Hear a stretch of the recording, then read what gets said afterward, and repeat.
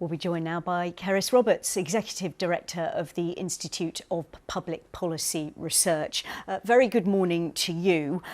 Big picture first, I think, to you, if I may. Where are we as a nation with regards to the public finances in your view? Because we were speaking to Paul Johnson from the Institute of Fiscal Studies a little earlier to say the economic outlook actually looks rosier than perhaps the Chancellor might have been anticipating even 6 months ago. I think the key question here isn't so much the public finances as what state the economy is in, because that's going to determine the public finances, but also, people's living standards and so on. And I think we're at a really critical moment in that regard. If you look at the challenges that people have coming up over the winter, there are lots of price rises that are going to put a squeeze on people's pockets. There's a cut to universal credit that the Chancellor has made.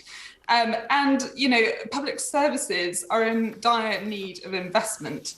On top of that, the government has said that it is committed to the net zero agenda and its levelling up agenda.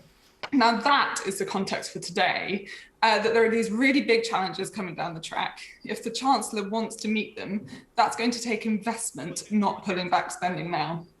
OK, so you said the question needs to be not about public finances, but about the state of the economy. So how do you assess that?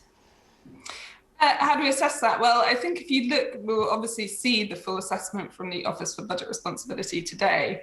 But one of the things that you can see is that they are anticipating permanent damage to the economy. Now, that doesn't have to be the case. If you look at, for instance, the United States, they have much lower damage done to their economy. And also, if you look at kind of what actually the economy is in terms of the money that people have in their pockets, the ability they have to buy the things that they need, that's where I think you have some really big problems coming down the track. A lot of families are going to find themselves worse off, including those who've seen the universal credit cut by £1,000 a year, just as you've got these price rises coming down the track. So I think it's very urgent that the Chancellor addresses those challenges. What would help? I mean, we are hearing reports this morning, aren't we, that the Chancellor may be tweaking the universal credit. We don't know the detail about that. But what else would help address some of the challenges you've just outlined? I think he needs a short-term plan, and that should include reversing the £20 universal credit cut. Some of the tweaks that have been trailed would be good things, but wouldn't compensate the people who have lost out. But he also needs to be looking to the long term. So, for instance, it's been widely trailed that he'll be cutting back spending on public services.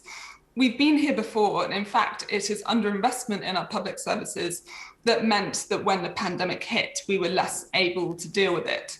And so it's very important that he does invest in, for instance, social care, in the people who have got us through this pandemic. And it's very important that he sets a direction for the economy and for businesses to know that, for instance, they can invest in green measures to decarbonise our economy and hit net zero. So he does need to be looking at the short-term picture, helping families through, and that should include reversing the cuts, but he also needs to be investing for the future so that we can find ourselves better placed to address challenges like pandemics in future. Well, we shall see. Carys Roberts from the Institute of Public Policy Research. Many thanks for your time. Good to have you with us.